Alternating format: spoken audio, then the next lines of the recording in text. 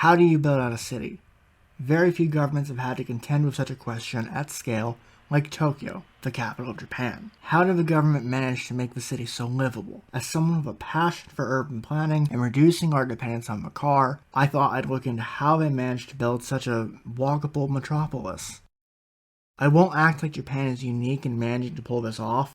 The methods and strategies they used can be repeated in any large enough American or Canadian city. These regulations can be adapted and implemented across North America with enough political will, and as we will soon see, they're not that complicated. Let's start by looking at the typical North American town to get a baseline. As we can see, there's the typical suburban developments with sprawling roads, little to no public spaces, rows upon rows of single-family homes, with the nearest shop a 5 or 10 minute drive away if you're lucky. Walking out in one of these developments is about the last thing you should think to do. Hundreds of thousands of people live in or invest in these developments because they're seen as a safe investment. Is it in California? Is it in Ohio? I really can't tell you. They're basically interchangeable. North American cities have practiced what's called Euclidean zoning for decades.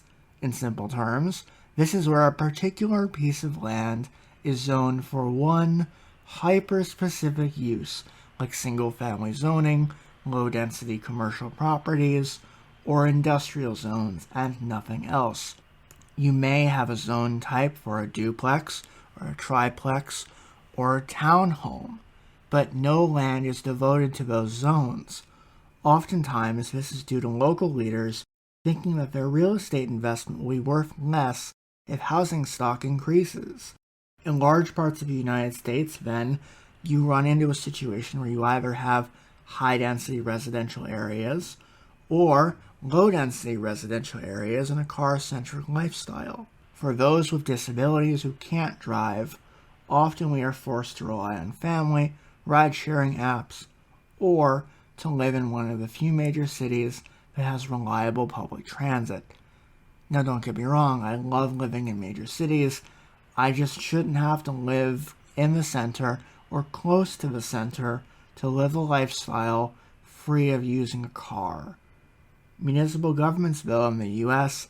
have had little option or incentive to change, given that these zoning regulations have worked just fine for decades.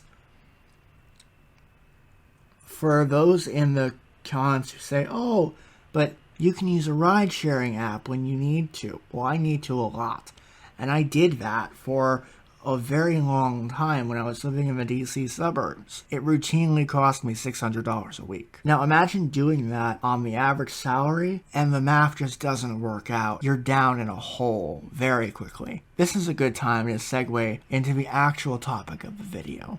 Unlike the United States, Japanese regulations are handled at the national level, not by a local municipal body. Cities like Tokyo, Sapporo, and Yokohama can definitely have their own interpretations of these regulations, but the interpretation must respect national law. To put it in relatively simple terms, the business of where zoning goes is left up to a municipality. The business of how to classify and categorize different types of buildings is a national issue.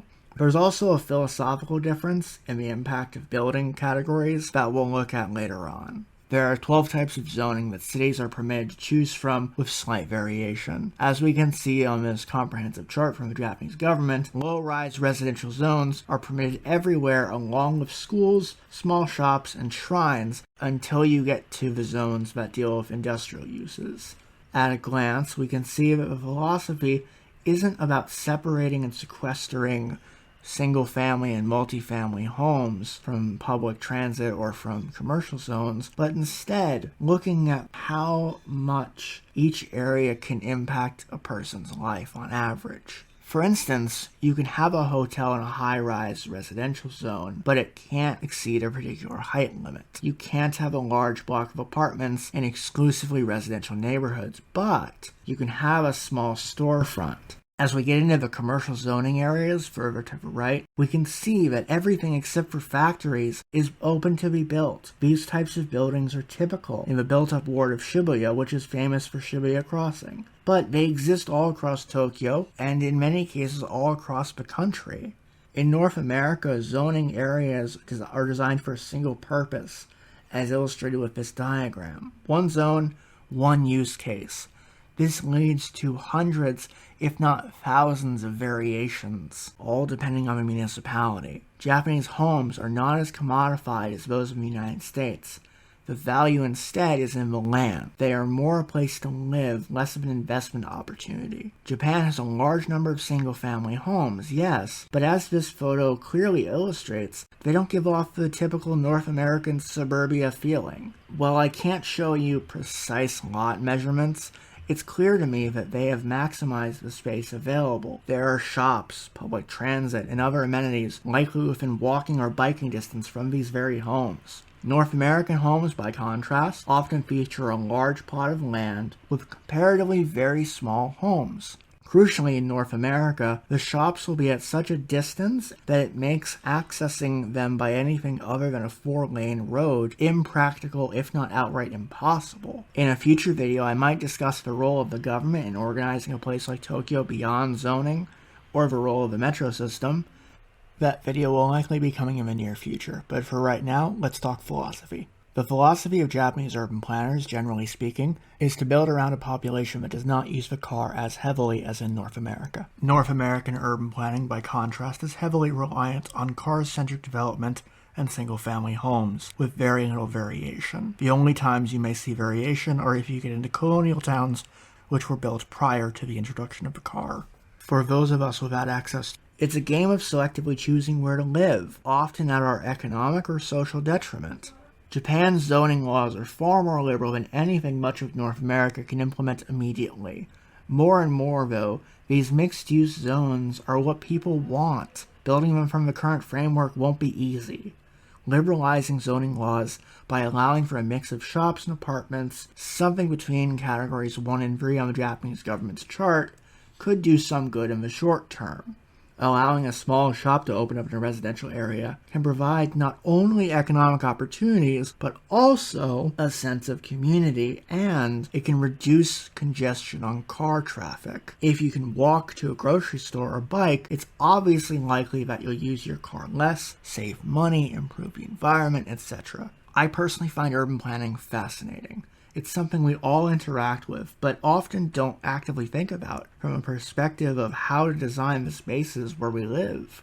If Japan as a nation can simplify and liberalize zoning at the national level, US and Canadian city planners should have the ability to get regulations changed at the municipal level. Things like reducing the minimum parking limit and increasing the amount of space that can be used from a given lot.